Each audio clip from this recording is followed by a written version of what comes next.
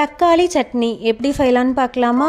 பேனை ஸ்டவ்வில் வச்சுட்டு கொஞ்சமாக எண்ணெய் விட்டு கடுகு, கறிவேப்பிலை, காய்ந்த மிளகாய், 6 to 7 பல்லு பூண்டு, 2 பெரிய வெங்காயம் கட் பண்ணி சேர்த்து நல்லா வதக்கி விட்டுக்கோங்க.